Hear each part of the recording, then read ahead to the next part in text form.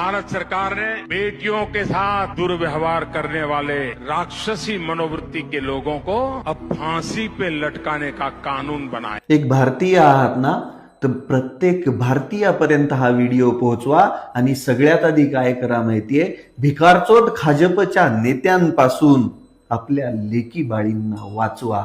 उन्नाव बलात्कार केस मधील माजी आमदार कुलदीप सेंगरला कोर्टाने जामीन दिला।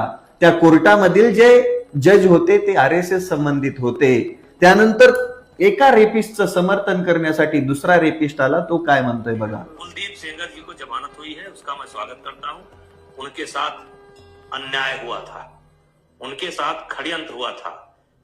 ही आहे भाजपा पार्टी। तुम्हाला माहिती उत्तराखंडची अंकिता भंडारी केस, त्याच्यामध्ये एक व्हीव्हीआयपी नाव अडकलं होतं जे समोर येत नव्हतं। अंकिता भंडारी केस काय माहितीये, वनतरा रिसॉर्ट मध्ये बीजेपी एमएलएचा पोरगा, त्याचं हे रिसॉर्ट, त्या अंकिता भंडारीला एका व्हीव्हीआयपी गेस्टला स्पेशल सर्व्हिस देण्यासाठी फोर्स करण्यात आलं। त्याच्यासाठी तिला 10,000 रुपये देतो म्हणून पण म्हटले।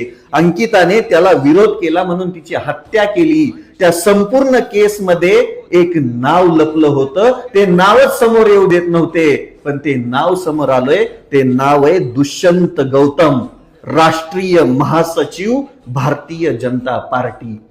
हे नाव समोर आल्यानंतर बीजेपीने एक सर्क्युलर काढलंय, त्याच्यामध्ये खूप सारे अकाउंट आहेत सोशल मीडियाचे, त्यांच्यावर बॅन आणण्यासाठी पोलिसांना पत्र लिहिलेत। म्हणजे ही आहे भाजपा पार्टी आणि या भाजपच्या सरकारमध्ये लेकी बाळी सुरक्षित नाहीयेत।